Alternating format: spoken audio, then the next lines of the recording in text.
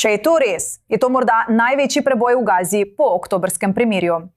Ameriški predsednik Donald Trump pravi, da je njegov odbor za mir dosegel dogovor s Hamasom, po katerem se bo teroristična skupina popolnoma razorožila, predal civilni in varnostni nadzor novi, tehnokratski palestinski vladi ter dovolil, da se orožje Hamasa odstrani iz uporabe v obdobju od 200 do 250 dni. Egipt, Katar in Turčija naj bi po poročanju močno pritiskali na Hamas, da pride do tega po mesecih tako imenovanih občutljivih pogajanj. Toda že nekaj ur po Trumpovi napovedi dogovora v četrtek so se razpoke že začele kazati. Višji uradnik Hamasa zdaj pravi, da ne bodo naredili niti enega koraka proti razorožitvi, dokler se Izrael najprej ne umakne. Izrael je takoj odgovoril in dejal, da umika ne bo brez resnične razorožitve. In prebivalci južnega Izraela so skeptični glede celotnega dogovora.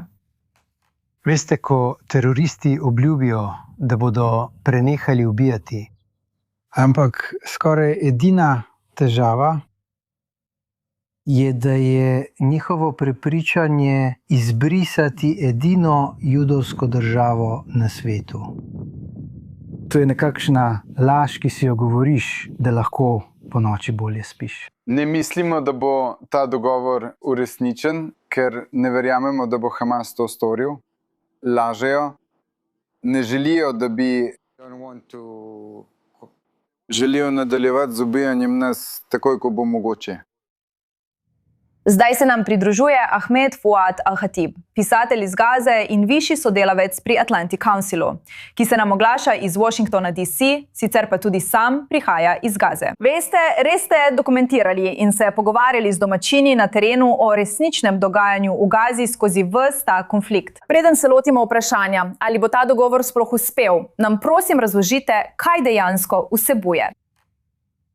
Dobro je biti spet z vami. Tik preden sem prišel v oddajo, sem videl poročanje televizije Al Arabija, da naj bi palestinski islamski džihad domnevno prav tako pristal na podpis tega dogovora o postopnem razoroževanju. Kar je v resnici edini način, da to deluje. Ne morete imeti Hamasa in drugih frakcij.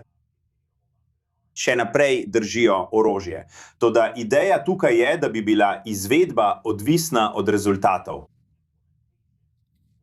Kot je dejal Nikolaj Mladenov, komisar za odbor za mir, izraelski umik se bo zgodil vzporedno z razorožitvijo. To je način, na katerega se je Hamas s tem strinjal, a hkrati tudi način, kako bi se lahko vse skupaj iztirilo. Hamas bi začel s predajo tako imenovanega težkega orožja. Zdaj, ta izraz je lahko dimna zavesa v smislu, da Hamas v resnici nima veliko težkega orožja v obliki raket, minometov ali ročnih raketometov, vendar pa klasifikacija težkega orožja vključuje tudi predore. Torej, to je res pomembna razlika. Predano in podrobno prikazano na zemljevidih v prvi fazi.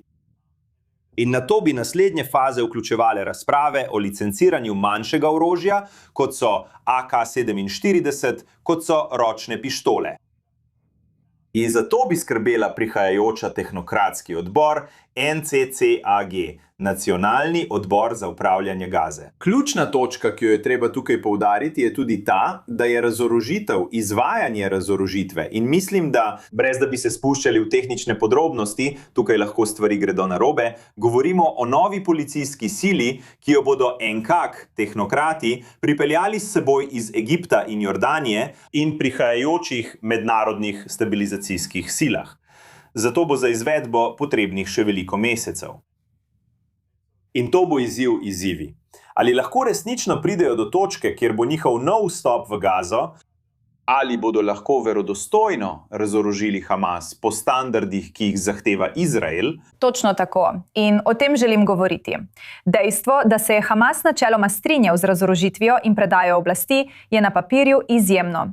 Toda organizacija je preživela, veste, zadnjih nekaj let, od 7. oktobra naprej, pod zelo, zelo hudim izraelskim bombardiranjem. Premirje, ki smo ga še naprej videli, da se nenehno krši, lahko bi rekli na obeh straneh. Kaj bi Hamas tokrat dejansko prepričalo, da izpolni dogovor, ko pa ima vse razloge, da tega ne stori? Kaj se je tukaj na terenu dejansko spremenilo? Tisto, kar se ni spremenilo, je ideologija Hamasa.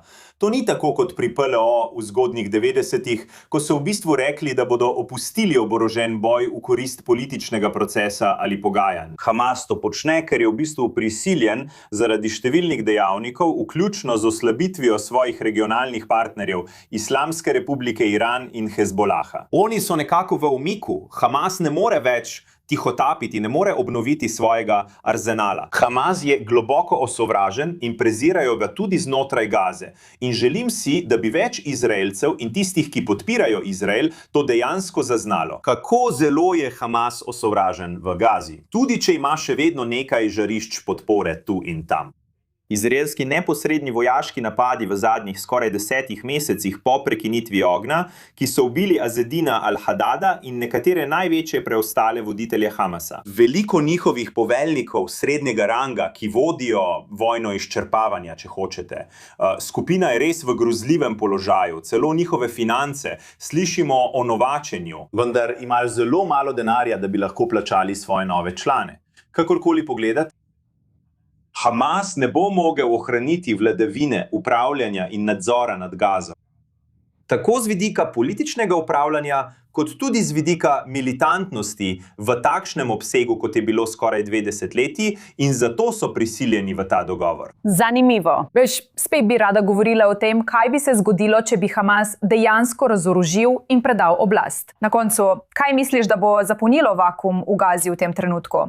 Realno gledano, veš, videli smo že toliko predstavljenih načrtov, očitno ta glavni načrt strani Združenih držav Amerike. Ampak ali obstaja, veš, realen scenarij, kjer prehod ne bi razpadel v neko obliko kaosa? No, to je vprašanje za $1 milijon, kaj ne? Na papirju načrt predvideva, da se bo to izvajalo postopoma, sektor za sektorjem, območje za območjem, pri čemer bi nove policijske sile, mednarodne stabilizacijske sile vstopile na območje, ko bi se Hamas v bistvu umikal ali predajal nadzor oziroma orožje. Toda prebivalci Gaze se te možnosti zelo bojijo. To smo videli med vojno, kjer so gangsterji, roparji, klani, milice, ki so povzročali kaos, če hočete, uničevali kakršnokoli podobo stabilnosti ter reda in zakona, neodvisno od izraelskega vojnega stroja. In to je del tega, kako je Hamas lahko prebivalstvo prisilil v nemogočo kupčijo, rekoč, ali sprejmete naš avtoritarni fašistični nadzor v zameno za nekaj reda in zakona.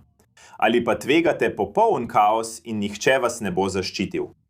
Torej, alternativa Hamasu, tako na politični ravni, na ideološki ravni, kot tudi na družbeni ravni, bodo morali upoštevati pravi strah, ki ga ima veliko teh nebranjenih prebivalcev in civilistov pred kriminalnimi združbami.